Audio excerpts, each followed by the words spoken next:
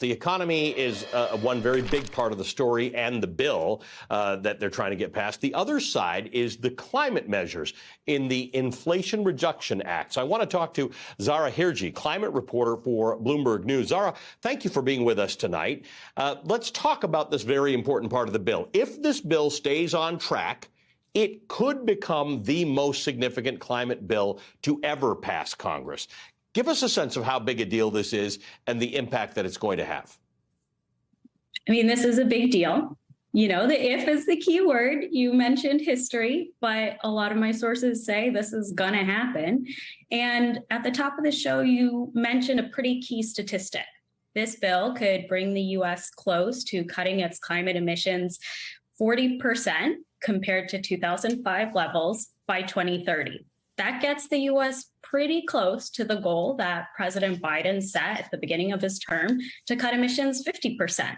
Really, no single legislation was going to get the U.S. all the way to the 50% number, but this gets us really close. One of the things that got Senator Kyrsten Sinema's support for it, we hear, is that it's got big provisions in this bill, about $4 billion for drought remediation, which is obviously very important in the Southwest. Tell me about that. Is there enough in here to deal with that? Because when we think of climate in this country, we've got emissions, we've got global warming, we've got floods, and we've got droughts and wildfires. Is that part of the conversation relevant? I mean, it's relevant because it's going to get Sinema on board with the bill.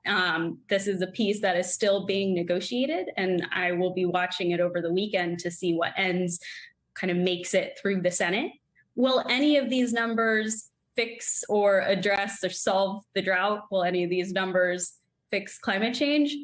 No, but they are going to help the U.S. respond to the impacts that we're already seeing today and the many impacts that are not just predicted, but pretty well established will happen over the next couple of decades.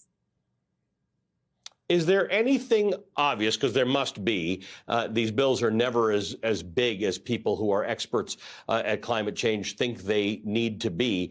Is there anything that was left out in the negotiations that scientists and activists are very upset about? Well, the science community would always love for there to be more. And even just looking back a year ago, there was the original Build Back Better Act that passed the House. That was a slightly higher funding number that also would have led to a slightly higher cut in emissions. Things that got cut, well, there's going to be no tax credit for people if they want to buy electric bikes. There's less funding to support, say, the ramp up of certain renewable energy, but there's a lot in there, and it goes a pretty long way in kind of doing two really big things.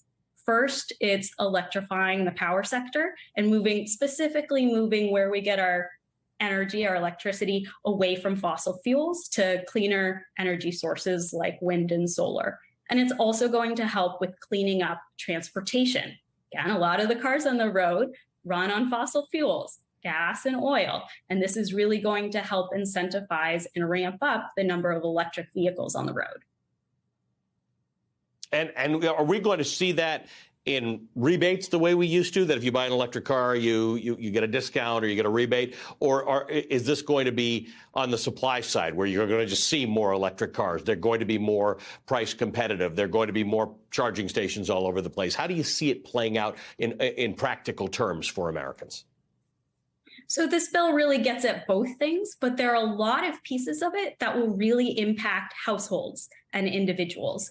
So it does include tax incentives or tax rebates for people to say there's $7,500 off of a new electric vehicle, or $4,000 off of an old or existing electric vehicle. all of these have caveats. There's a lot of qualifications, which vehicles will actually make it. You have to have a certain amount of income. It's really targeting kind of low and moderate income houses and populations, because it's really trying to get the people right now who maybe cannot afford to make some of these changes, whether it's with their home or their car, to really incentivize them to be able to make that change. But there is a lot in there that will kind of come back to the consumer.